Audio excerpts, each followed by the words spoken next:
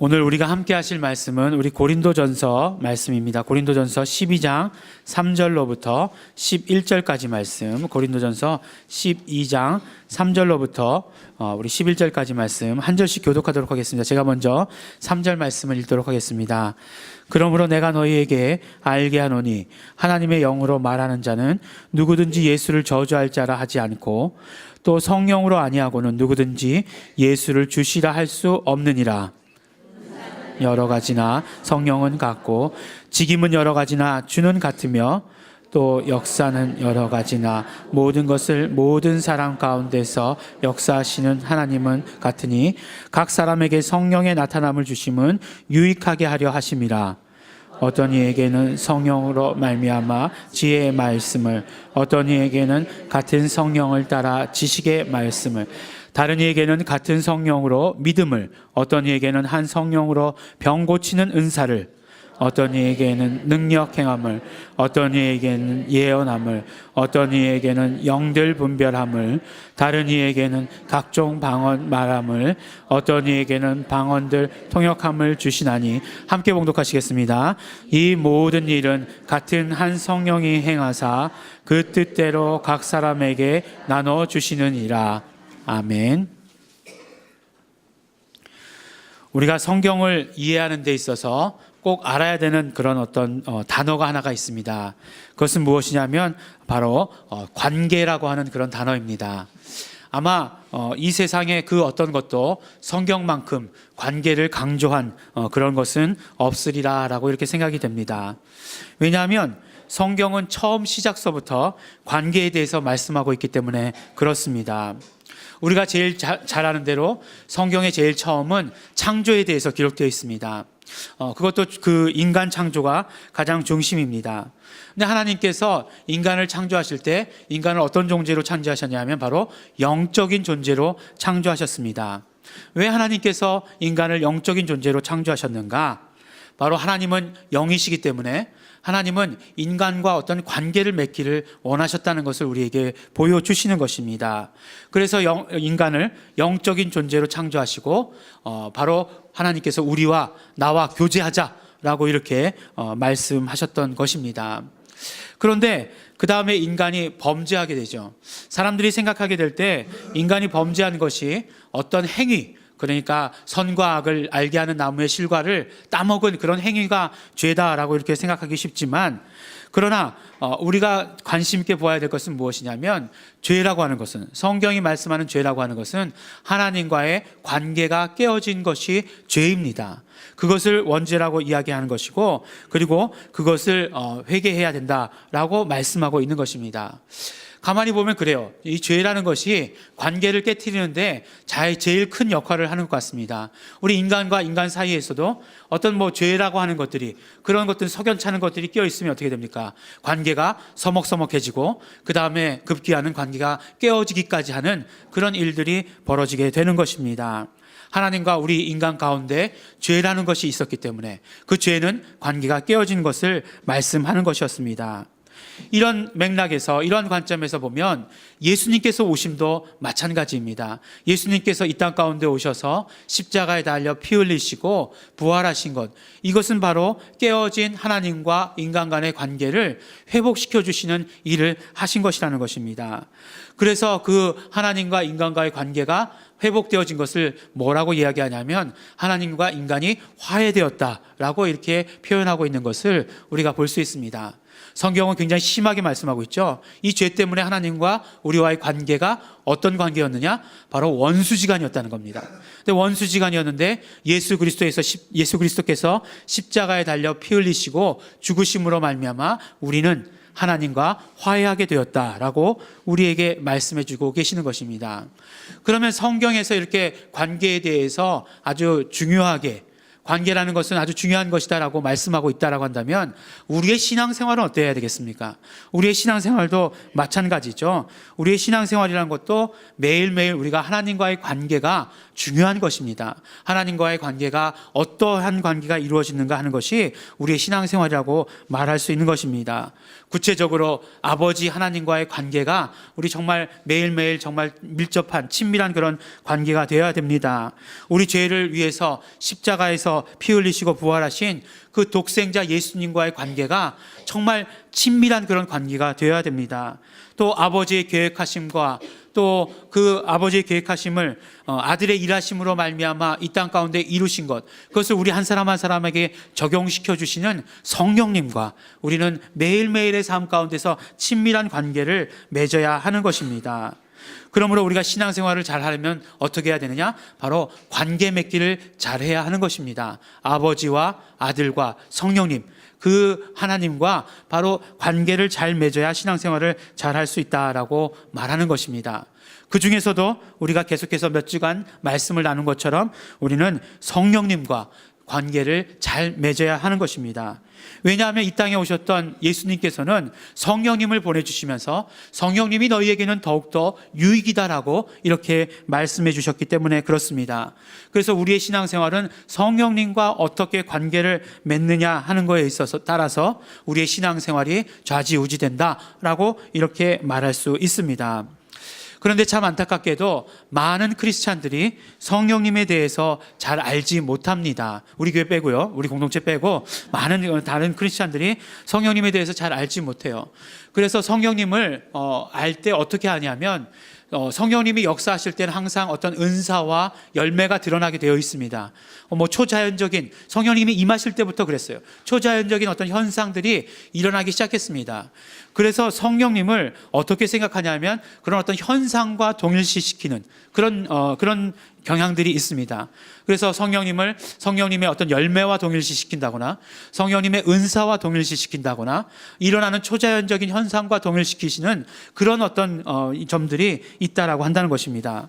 그렇게 되면 성령님을 더욱더 깊이 알아간다라고 얘기하는 게 어려워질 수 있다는 것입니다. 그런데 성령님에 대해서 이렇게 또 오해하고 있는 그런 그룹이 있는가 하면 또 성령님에 대해서 너무나 무관심한 크리스찬들도 많이 있다는 것입니다. 성령님의 존재에 대해서 그냥 삼위일체 하나님 한 분 그냥 성령님이시다라고 하는 것만 인정하고 그 다음 어떤 것도 성령님과 연결시키지 않으려고 하는 그런 많은 크리스찬들이 있습니다. 그런데 그런 분들을 살펴보면 정말 신앙생활을 하는 것인지 그동안 알고 있던 어떤 한 가지의 지식을 더하는 것인지 정말 너무나도 철학적인 그런 어떤 그 신앙생활을 하고 있는 그런 모습을 볼 때가 너무나 많다라고 이렇게 하는 것입니다. 성령님에 대해서 그러므로 우리가 잘 아는 것 너무나 중요합니다. 물론 분명히 처음 임재하실 때에 처음 성령님께서 임하실 때에 아주 초자연적인 일들이 있었기 때문에 그런 어떤 놀라운 일들에 대해서 또 은사나 또 열매에 대해서 우리가 일부러 무관심할 필요는 없지만 그러나 우리가 성령님 그분이 누구이신지를 먼저 알아야 되는 것, 정말 삼위일체 하나님이신 삼위일체 가운데서 한 분이신 그 성령님에 대해서 우리가 더 잘 아는 것 너무나 중요합니다. 그래서 그분과 개인적으로 친밀한 교제를 나누고 정말 그분과 매일매일의 삶 가운데에서 교통할 수 있다라고 하는 것이 우리 신앙생활 가운데서 중요한 것이고 이것이 성령님을 알아가는 그 첫 번째 단계가 되는 것입니다. 사람들이 생각할 때 예수님은 육신의 몸을 입고 이 땅에 오셨잖아요. 그러니까 예수님과는 더 관계 맺기가 쉽다라고 이렇게 생각하는 경향들이 있습니다. 예수님은 우리와 똑같은 모습으로 오셨으니까 그 예수님과는 그 어떤 것도 나눌 수 있다라고 생각하는데 성령님은 영으로 오셨잖아요. 그러니까 성령님 영으로 오셨으니까 그 성령님과 교제하기가 친밀한 관계를 맺기가 힘든 것 아닌가라고 하는 그런 생각을 가질 때가 있습니다. 하지만 예수님께서 왜 괜히 유익하다라고 우리에게 말씀하셨겠습니까? 성령님은 우리 한 분 한 분 안에 와 계세요. 이미 우리 한 분 한 분 안에 와 계십니다. 그렇기 때문에 한 분 한 분 안에 와 계신 성령님과 교제하는 것이 오히려 더 쉽다라고 이렇게 할 수 있는 것입니다. 어쨌든지 간에 우리는 그 성령님과 친밀한 관계를 이루어 가야 하는 것입니다. 근데 오늘 말씀을 보니까 성령님의 은사에 대한 말씀이에요. 이건 누가 이야기해도 은사에 대해서 말씀하고 있습니다. 고린도전서에 보면은 12장, 13장, 14장을 다 은사에 대한 말씀으로 채우고 있습니다. 고린도전서 13장은 우리가 잘 아는 대로 사랑장이라고 해가지고 사랑에 대해서 이렇게 써져 있습니다. 그런데 12장 그 마지막 구절에 보면 더 큰 은사를 사모하라 라고 말씀하신 다음에 사랑에 대해서 말씀해 주심으로 말미암아 바로 사랑도 은사다라고 하는 것을 우리에게 말씀해 주시는 것입니다. 그러니까 사실은 그 은사에 대해서 굉장히 성경에서 여러 장을 할애하셔서 우리에게 설명해 주고 계시는 것을 볼 수 있는 것입니다. 물론 우리가 은사다라고 생각하면 아주 어떤 그런 초자연적인 현상을 생각합니다. 병 고치는 은사라고 했으니까 그 병 고치는 은사가 있는 사람만 병을 고친다라던가, 아니면 은사 그러면 얼른 떠오르는 게 방언, 통역의 은사 이런 거 생각하고, 그 다음에 이제 저 같은 경우에는 지혜의 말씀, 지식의 말씀, 이 은사 이런 것들 구하게 되고 하는 그런 것들이 먼저 생각하게 됩니다. 그런데 오늘은 말씀 가운데서 이 은사라는 것을 통해서 우리 성령님과 어떻게 교제할 수 있는가라고 하는 것을 우리가 또 한번 생각해 보기를 원합니다. 성령님께서 우리에게 은사를 주신다라고 했는데 이 은사의 뜻이 무엇인지를 우리가 더 정확하게 깨달음으로 말미암아 우리가 어떻게 성령님과 교제할 수 있는지에 대해서 말씀을 통해서 함께 나누도록 하겠습니다. 성경에 보면 갈라디아서에서인가요? 우리 그 성령의 9가지 열매에 대해서 나오잖아요. 성령의 9가지 열매, 9가지예요. 근데 오늘 말씀을 세보신 분들이 있으신지 모르겠지만 은사가 몇 가지냐면 9가지. 그래서 성령의 열매, 성령의 은사 이렇게 얘기할 때는 9가지랑 관련이 깊은가 보구나. 성령 하면 뭐든지 9종 세트가 나오나 보다 이렇게 생각할 수도 있겠죠. 홈쇼핑 같은 거 보면 항상 3종 세트 이렇게 유행이잖아요. 3종 세트 이렇게 나오는 것처럼 그런가 보다라고 얘기할 수 있겠는데, 물론 그것이 몇 가지냐 개수는 중요한 것은 아닙니다. 개수가 중요한 것이 아니라 그 은사를 우리에게 주심으로 말미암아 성령님과 더 깊은 교제를 하게 해주셨다라고 하는 건, 그것이 우리에게 중요합니다. 우리 이것을 계속해서 기억하시면서 우리가 함께 말씀을 나누도록 하겠습니다. 그럼 은사가 뭐냐? 은사를 이야기할 때 첫 번째로 은사는 뭐라고 얘기하고 계시냐면 7절 말씀을 보면 각 사람에게 성령의 나타남을 주심은 이라고 이렇게 말씀하고 계십니다. 그러니까 은사는 무엇이냐면 바로 성령의 나타나심이 은사다라고 이렇게 말씀해 주고 계시는 것입니다. 우리가 계속 이건 정말 잊지 말고 기억해야 돼요. 은사는 뭐라고요? 성령의 나타나심이다 라고 이렇게 말씀해 주시는 것이에요. 성령님은요, 우리가 예수님을 영접한 그 순간에, 우리가 회개한 그 순간에 우리 안에 오십니다. 성령을 선물로 주신다라고 말씀하셨기 때문에 성령님께서 우리 안에 계십니다. 그러면 성령님께서 우리 안에 계시다는 것을 우리가 어떻게 알 수 있는가? 바로 성령님께서는 은사로서 성령님을 나타내 주신다라고 우리에게 말씀해 주시고 계십니다. 헬라어로 보면요, 은혜를 뭐라고 얘기하냐면 은혜를 카리스다라고 이렇게 얘기합니다. 카리스. 벌써 많은 분들이 아시는군요. 은혜를 카리스라고 얘기해요. 그럼 은사를 뭐라고 얘기하냐면 은혜, 은사. 한국말도 비슷하죠. 헬라어도 비슷해요. 은사를 뭐라고 얘기하냐면 카리스마라고 얘기합니다. 우리 이 말 자주 썼었는데, 많이 썼었잖아요. 그 사람 카리스마가 있어 이렇게 많이 썼었는데, 이게 헬라어라는 사실도 잘 몰랐고, 그 다음에 이게 또 은사라는 뜻도 우리가 잘 몰랐었지만, 그러나 지금부터 잘 알게 되는 거죠. 그래서 그런 생각을 해보았어요. 그러니까 은사라고 하는 것은 은혜를 받은 사람에게 주시는 것이 은사예요. 그러니까 바로 은혜를 받았다라고 하는 것은 예수 그리스도를 영접했다, 그런 말씀이죠. 그 예수 그리스도를 영접한 사람에게 성령의 나타남을 주시는 것이 은사다라고 하는 거예요. 그래서 제가 이 문장을 만들어 봤는데, 바로 카리스가 있는 사람들에게 카리스를 맡아라 이렇게 하셨다, 이렇게 해서 카리스마, 카리스를 맡아라, 그래서 카리스마다 이렇게 예수님께서 이렇게 말씀하셨기 때문에 카리스를 맡아라, 은혜를 받은 사람, 카리스가 있는 사람. 일부 예배 때보다 더 안 웃으시는 것 같아요. 굉장히 준비 많이 했는데 잘 안 되는군요. 어쨌든지 간에 그렇게 기억하시면 쉬워요. 그러니까 카리스가 있는 사람에게, 은혜가 있는 사람에게 주시는 것이 은사입니다. 근데 그 성령님의 나타나심은 아주 여러 가지가 있죠. 오늘 말씀 가운데서도 9가지라고 말씀하셨는데 그것을 한 3가지로 이렇게 한번 분류해 봤습니다. 분류한 이유는 나중에 말씀드리도록 하겠습니다. 첫 번째는 어떤 은사들이냐면 바로 계시의 은사들이라고 하는 것이에요. 그러니까 계시의 은사들이라고 해서 뭔가를 잘 계시한다는 것보다도 계시를 잘 받아들일 수 있는 그런 은사를 말씀하는 것입니다. 가만히 보면 이렇게 생각하면 쉬울 것 같아요. 제가 여러분들 지난주에 이렇게 스피커가 이렇게 한쪽이 이렇게 막 먹통이 되고 그랬었어요. 근데 오늘은 잘 들리죠? 예. 왜냐하면 새 것으로 다 바꿨기 때문에 잘 들립니다. 근데 제가 이렇게 그냥 밖에서 서서 얘기해도 들리긴 들려요. 교회가 뭐 그렇게 크지 않기 때문에 들립니다. 그렇지만 이렇게 음향장치가 되어 있으면 잘 조그맣게 얘기해도 조곤조곤 얘기해도 여러분들 귀에서 그냥 쏙쏙쏙쏙 다 이렇게 들어오시게 되는 것입니다. 보면 제가 이렇게 설교가 끝나고 나서 그 설교가 어떻게 전해졌는지가 궁금해요. 물론 분위기를 보면 다 알 수 있습니다. 예. 오늘 말씀은 정말 그냥 그랬구나라고 하는 거 여러분들 표정 보면 다 알 수 있어요. 예. 이 앞에 나오면 굉장히 예민해지거든요. 예. 근데 이제 그렇게 여쭤볼 때가 있어요. 오늘 설교 어떠셨어요? 이렇게 물어볼 때가 있어요. 예. 제가 지난주에도 누구한테 한번 물어봤는데 좋았어요. 다 이렇게 얘기해요. 그러면 당연히 그렇게 얘기하겠죠. 면전에다 대고 나빴어요. 이렇게 얘기하진 않겠죠. 예. 그러면 무슨 내용이었어요? 이렇게 물어보면 무슨 내용이었더라? 하다가 뭔가 이제 한 가지를 이렇게 떠올리세요. 그런 내용이었다라고 이렇게 얘기를 하십니다. 근데 너무나 재미있게도 설교 어땠어요? 라고 물어보고 무슨 내용이었습니까? 물어볼 때 교인이 10이면 10 다 다르게 얘기하고요. 100명이면 100명 다 다르게 말씀하십니다. 정말 한 가지로 얘기하고 나는 정말 이 한 가지 메시지를 가지고 정말 최선을 다했다 이렇게 얘기해도 그래도 듣는 분은 자기가 원하는 걸 듣는 거예요. 예. 듣는 것이 다 똑같이 들린다라고 이렇게 생각하지 마시기 바랍니다. 자기가 원하는 것을 듣게 되어 있어요. 그런데 가만히 생각해 보세요. 우리가 듣는 것에 대해서 은사가 있다라고 생각해 보시기 바랍니다. 그러면 잘 들리겠죠. 우리가 성경을 읽었어요. 그동안 성경을 안 읽으려고 했었나요? 근데 성경을 읽으면 정말 그 자연 수면제 아니겠어요? 약물 아니어도 막 그냥 한 장을 못 넘어가가지고 그냥 성경 떨어뜨리고 막 그러잖아요. 그리고 검은 건 글씨요, 흰 건 종이다 이렇게 얘기하지 않습니까? 그런데 우리가 만약에 지혜의 말씀의 은사, 지식의 말씀의 은사가 있다라고 생각해 보세요. 그런 은사를 우리가 받게 되면 그 말씀하시는 것이 무엇인지 더 확실하게 또렷하게 이렇게 들리게 된다는 것입니다.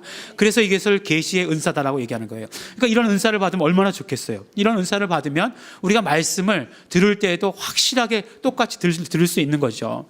그래서 1년에 똑같은 말씀을 만약에 실험 삼아서 52주를 똑같은 설교를 했다 할지라도 여러분들이 52주 동안에 교회에 나와서 들으실 때 같은 말씀을 들으냐? 그렇지 않다는 거예요. 예.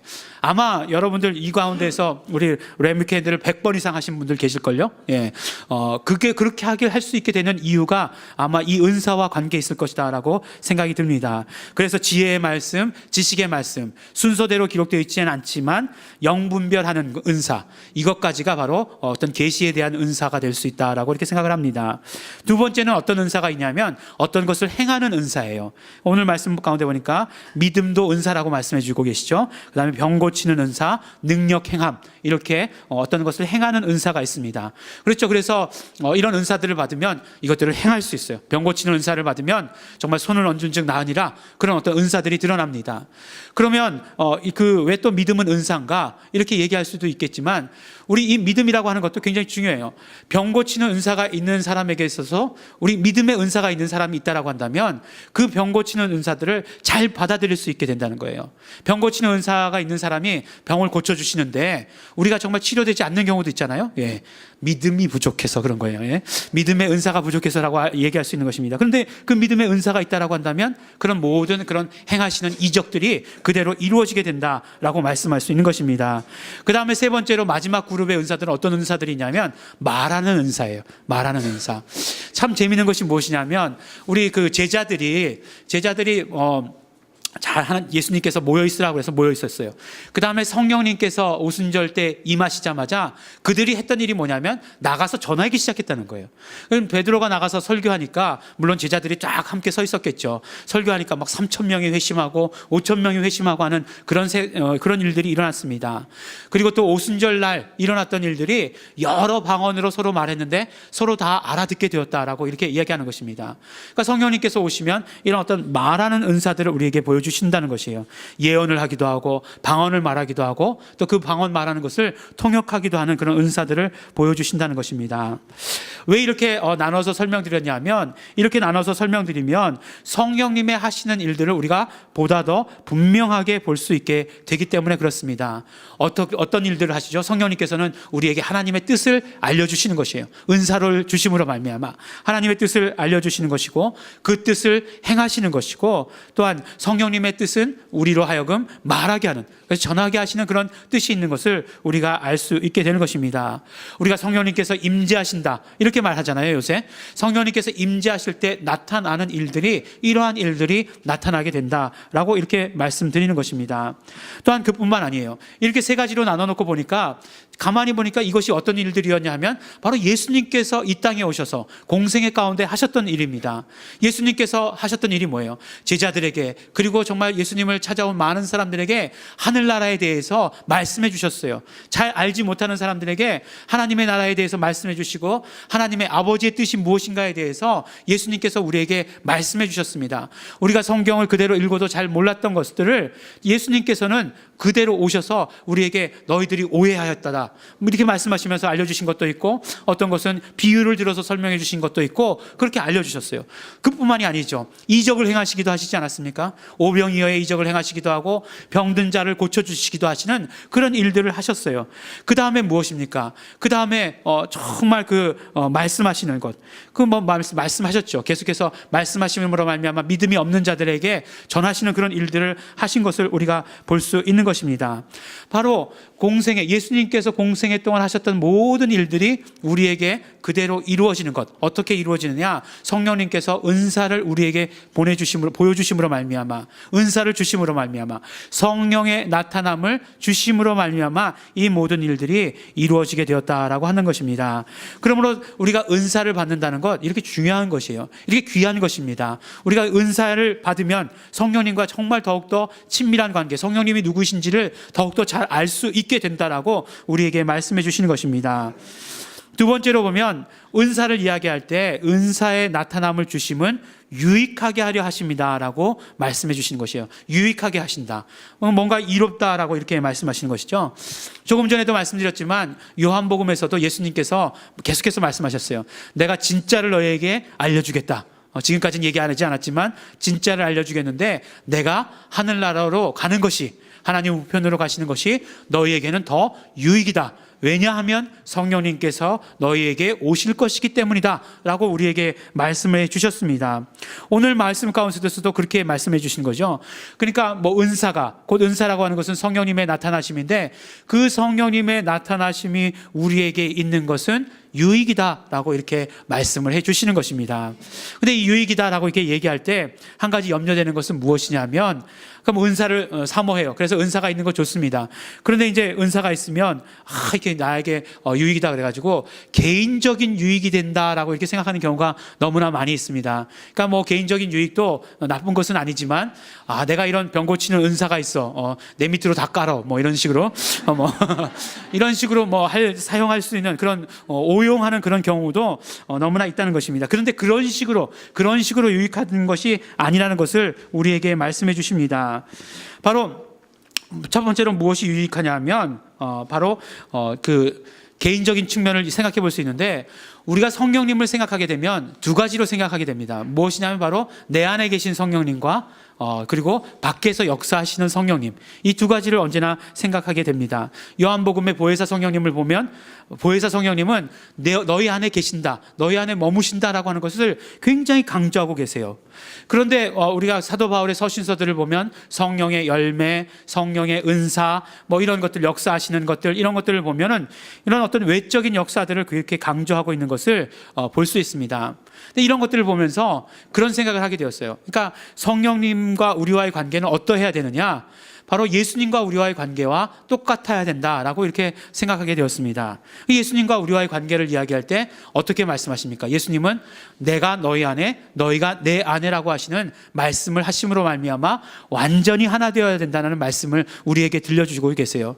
그러면 우리가 예수님과의 관계가 이러면 우리와 성령님과의 관계도 마찬가지라는 것이에요. 성령님이 내 안에, 내가 성령님 안에 거하는 것. 그래서 성령님과 내가 완전히 하나 되는 그런 관계가 되어야 성령님과 나와 온전한 관계다라고 말씀할 수 있는 것입니다. 그런데 언제나 그랬듯이 성령님께서 내 안에 거하시는 것은 아무런 문제가 없어요. 그렇죠? 그렇게 약속하셨고 또 성령 하나님께서는 그렇게 해주실 것이기 때문에 분명히 성령님께서는 지금도 내 안에 거하고 계십니다. 다만 우리가 성령님 안에 어떻게 거하게 될 것인가 라고 하는 것이 문제예요. 그런데 성령님께서는 그 길을 우리에게 어떻게 열어주셨냐면 은사를 우리에게 주심으로 말미암아 그 길들을 열어주셨습니다. 은사를 주심으로 말미암아 우리가 그 은사를 가지고 있을 때, 그 은사를 가지고 활용했을 때 우리는 성령님 안에 있는 것을 체험하게 되는 것입니다. 그러므로 말미암아 우리가 정말 성령님과 내가 온전히 하나라고 하는 것을 체험할 수 있게 되는 것이죠. 이것을 또 다른 말로 뭐라고 얘기합니까? 성령 충만이다라고 이렇게 이야기하고 있는 것입니다.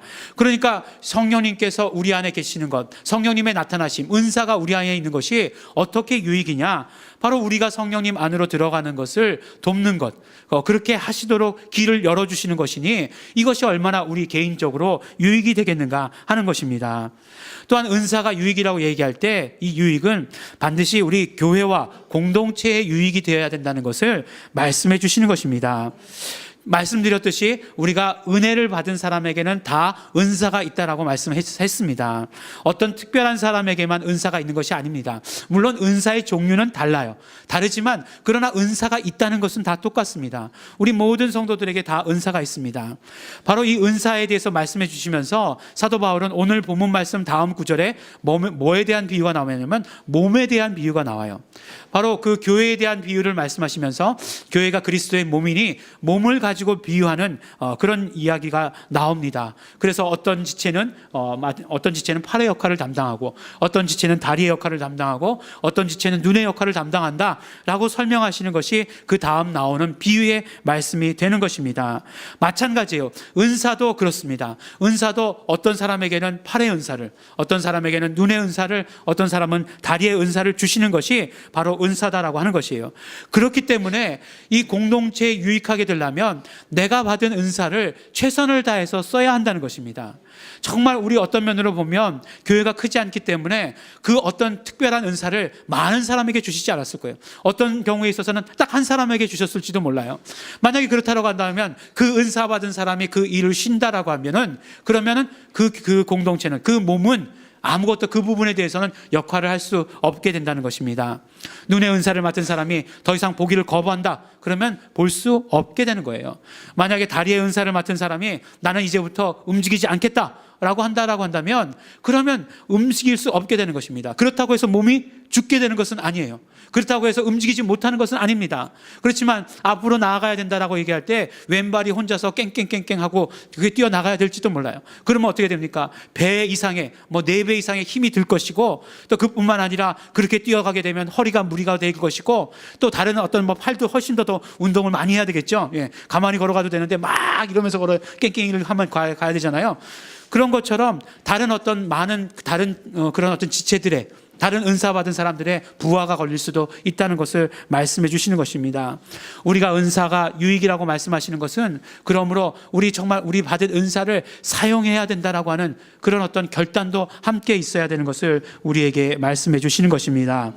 마지막으로 이 은사를 이야기할 때 11절에 보면 이 모든 일은 같은 한 성령이 행하사 그 뜻대로 각 사람에게 나눠주시느니라 라고 이렇게 말씀해 주십니다. 이 모든 은사는 성령님의 뜻대로 각 사람에게 나누어 주신다는 것이에요.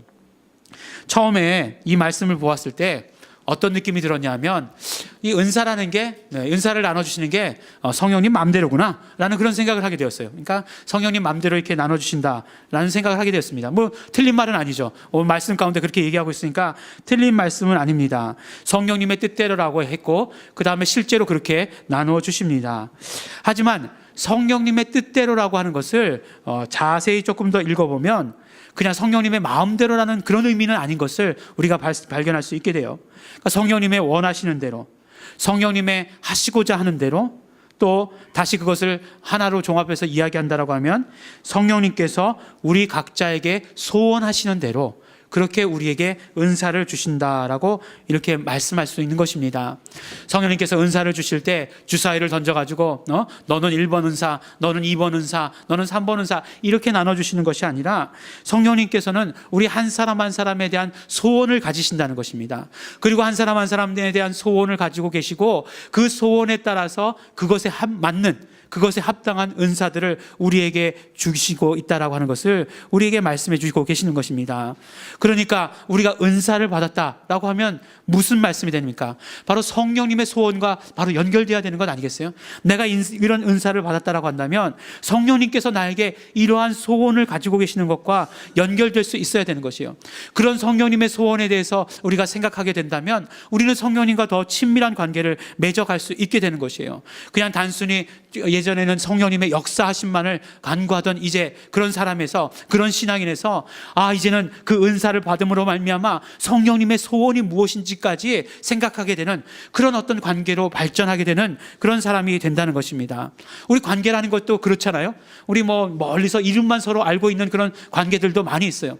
그런데 그 이름만 알고 있는 사람들에게 가가지고 내 속마음을 얘기하거나 그러지는 않습니다.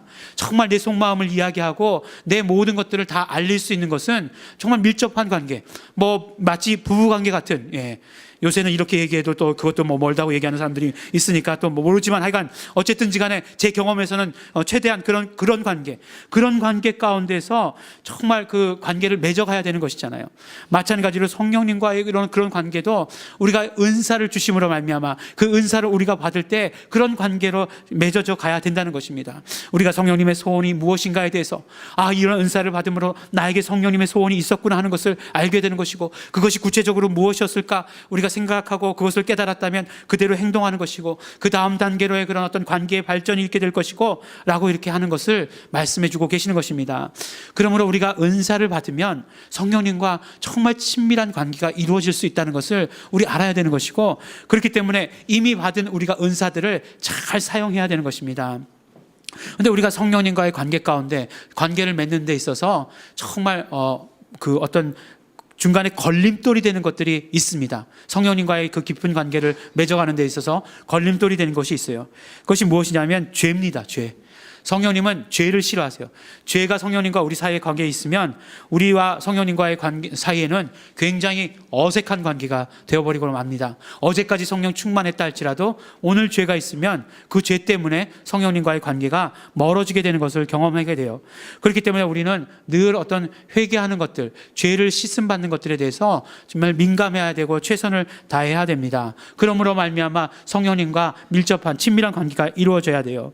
또 우리 마음 가운데 상처라든가 또 상처로 인한 그런 어떤 상한 마음들, 이런 것들이 있으면 또 그런 것들을 놓지 않으려고 하는 그런 마음들이 있으면 성령님께서는 성령님과 친밀한 관계를 맺지 못합니다. 많은 목사님들이 또 어떤 분들이 기도하다가 습관이죠. 기도의 습관인데 그 기도의 습관 가운데 하나가 뭐냐면 성령님께서 강권 역사하시어서 뭐 이 일들을 이루어 주십시오. 나는 꼼짝 안 하고 있을 테니까 성령님께서 강권 역사하십시오. 뭐 이런 것 같은 그런 느낌이 듭니다. 사실 우리 신앙생활 하는 사람들 가운데 그런 사람들 많이 있어요. 마음에 상처가 있다던가 마음에 어떤 그런 어떤 상한 마음이 있다던가 그러면 그것들을 내려놓아야 하는데 내려놓지 않으려고 하는 또 그런 마음들도 있습니다.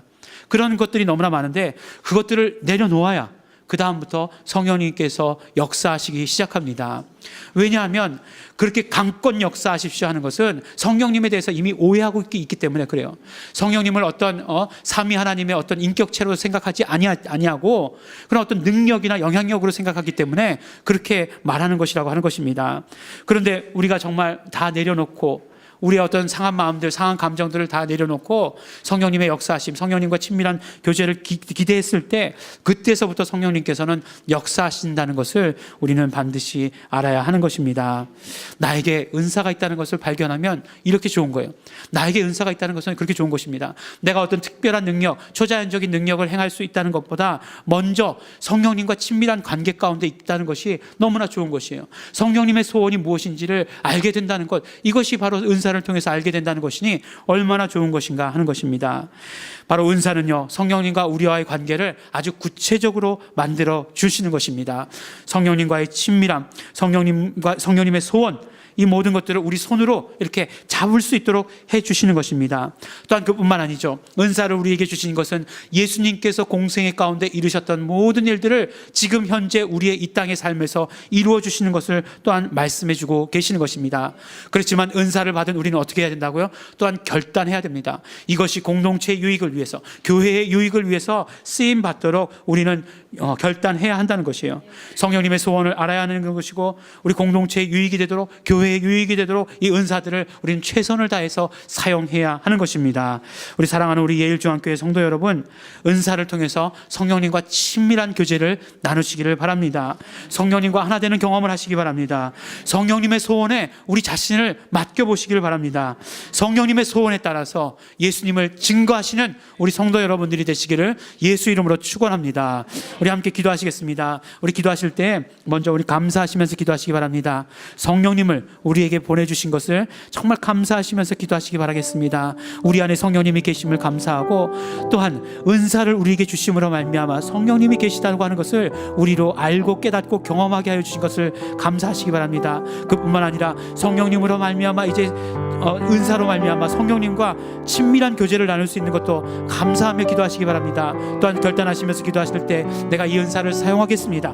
교회를 위해서, 공동체를 위해서 그 유익이 되도록 은사를 사용하겠습니다. 우리 결단하시면서도 기도하시기 바랍니다. 다 같이 통성으로 기도하시겠습니다.